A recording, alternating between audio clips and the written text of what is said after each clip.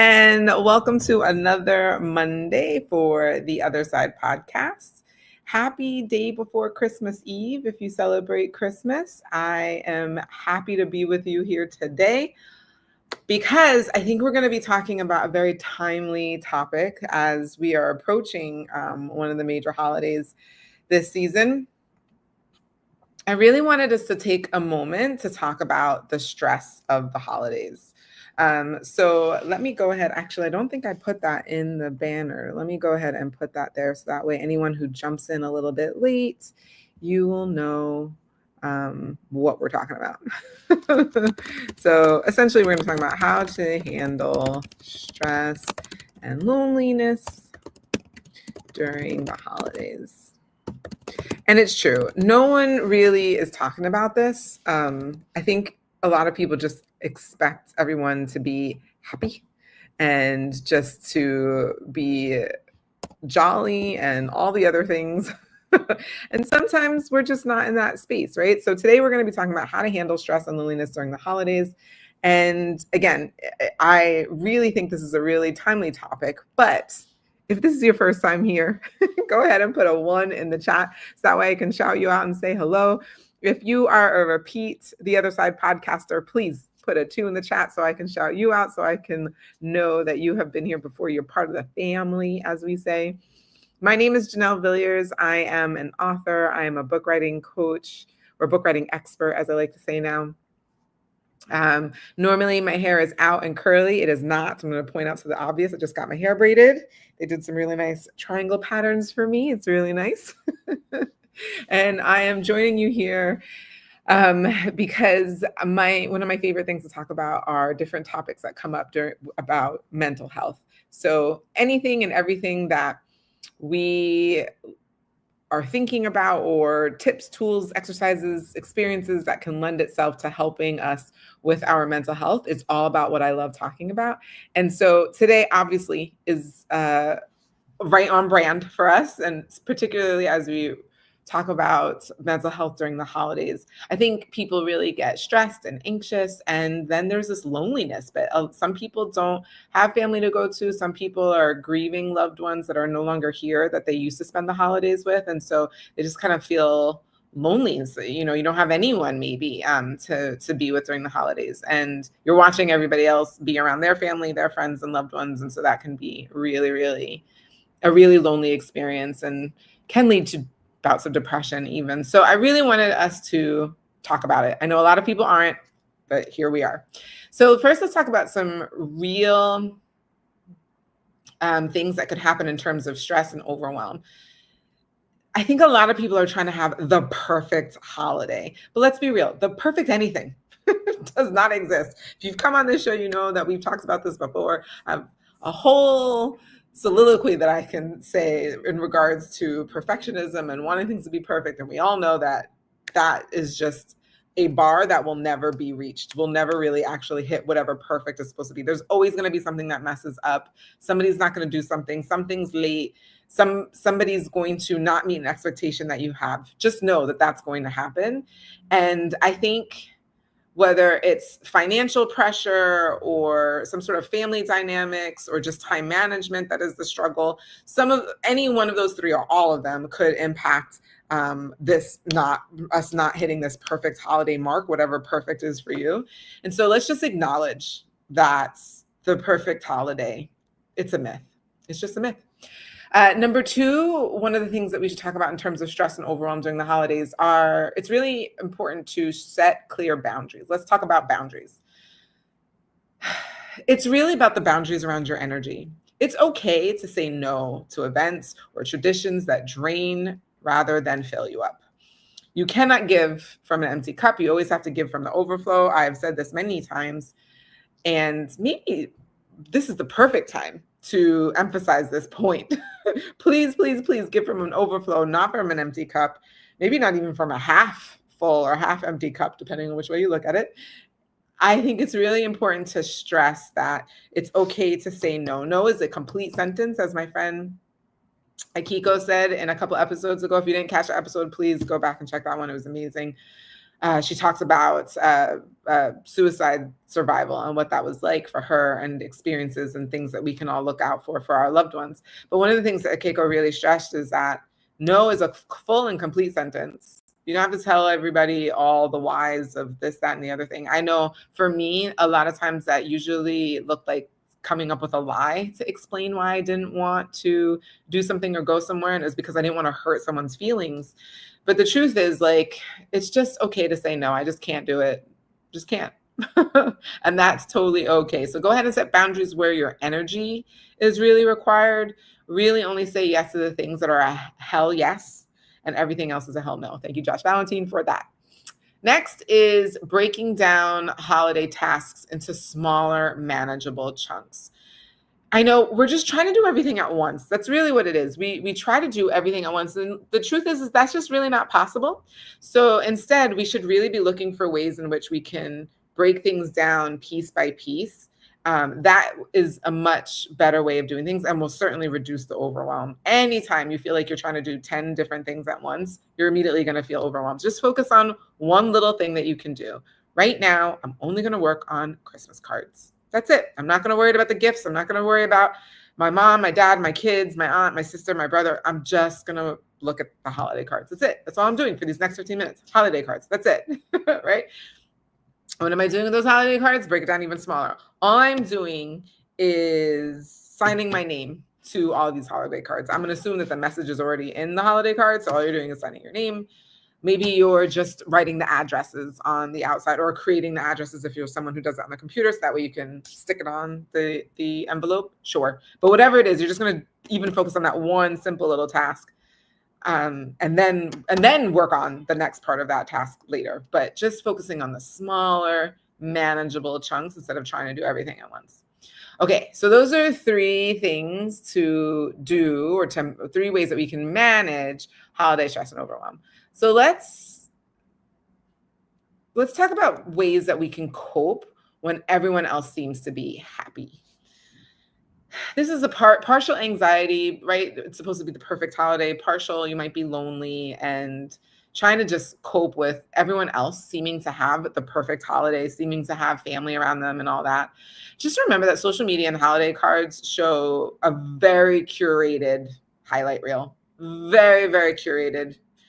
They literally, before they took that picture, the whole entire family could have been fighting, and we would never know, because the cameraman says, okay, 1, 2, and until he clicks or he or she clicks the shutter, they could literally be like at odds with each other. We don't know. We're seeing this one little clip, or this, if it's a video that you're seeing on social media, it's just one little highlight reel, and we really don't see the full picture at all.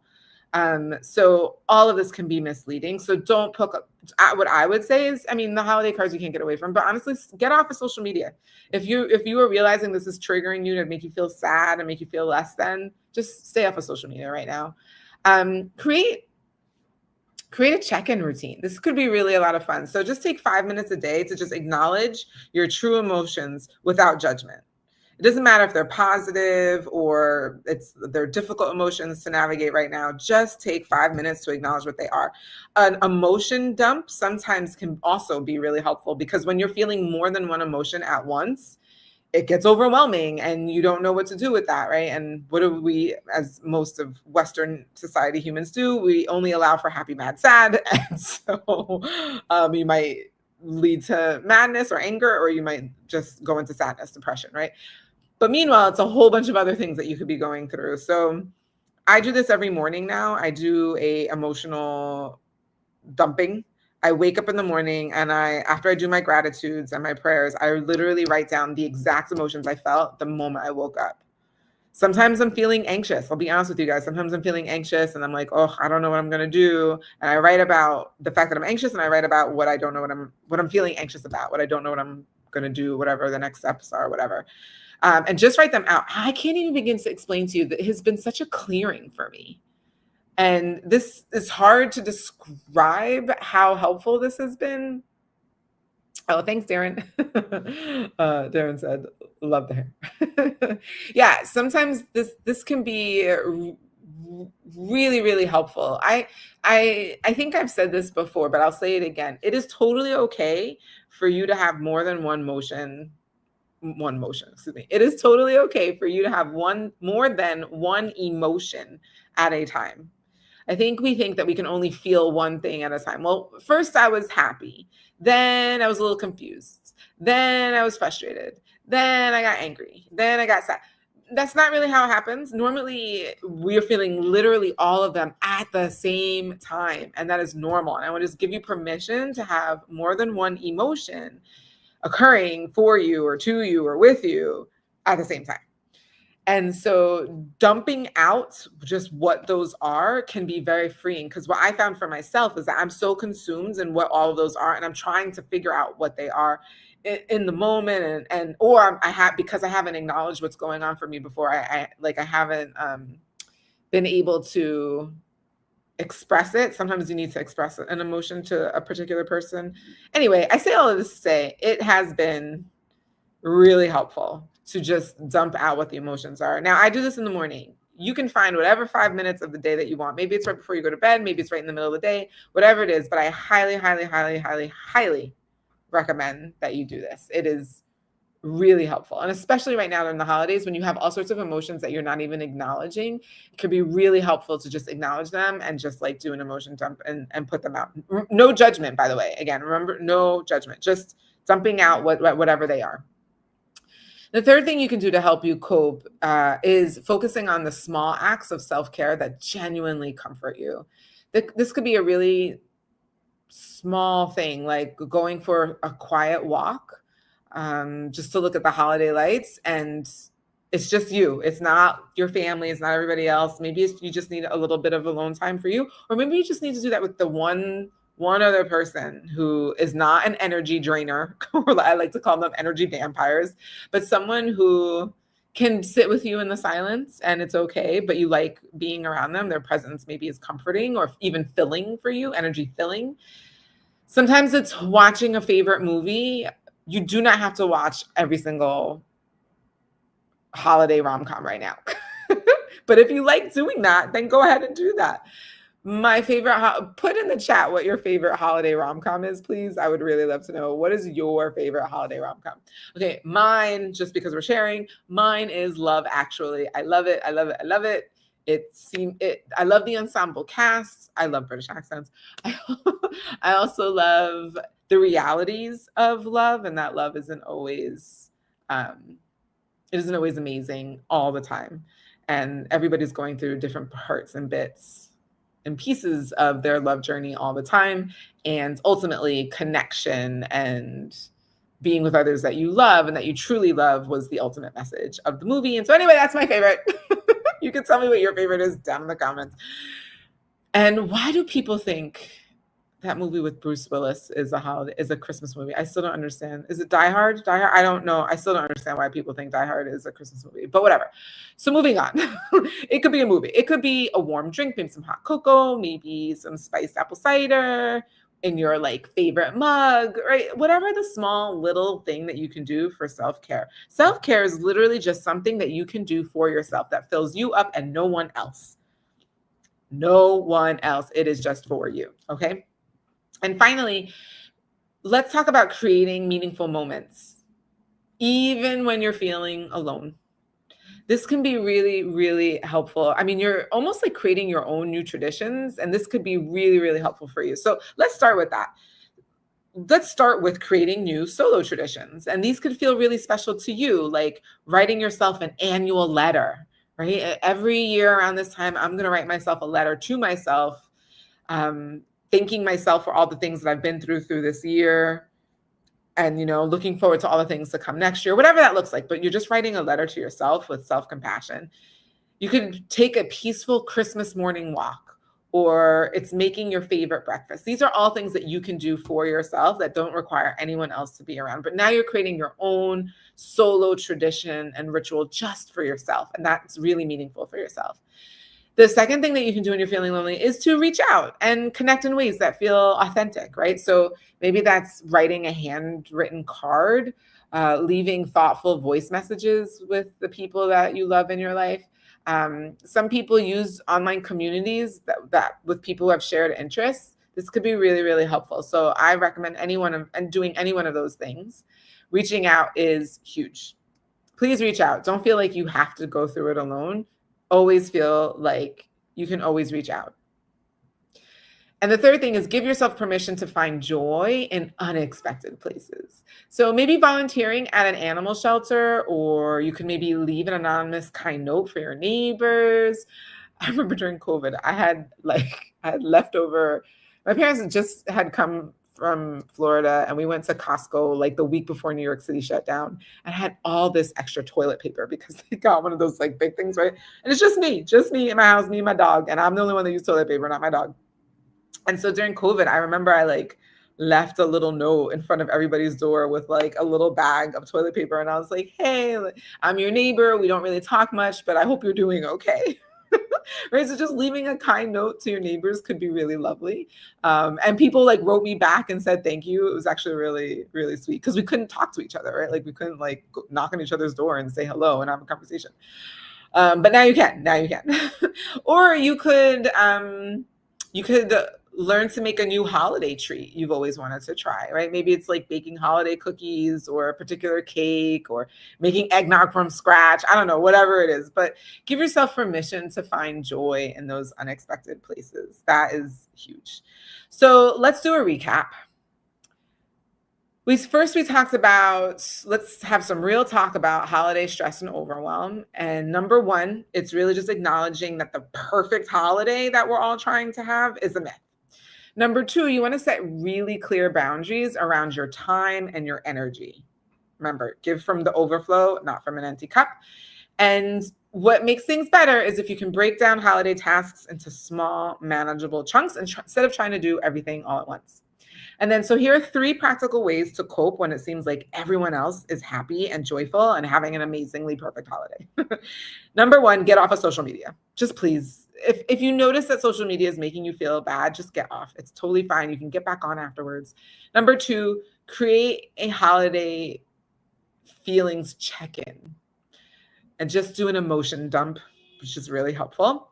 And number 3, you want to focus on small acts of self-care that genuinely comfort you.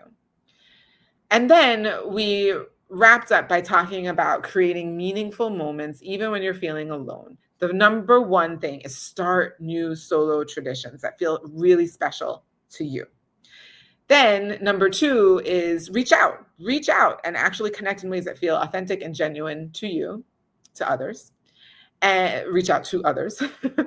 And then number 3 is to give yourself permission to find joy in the unexpected.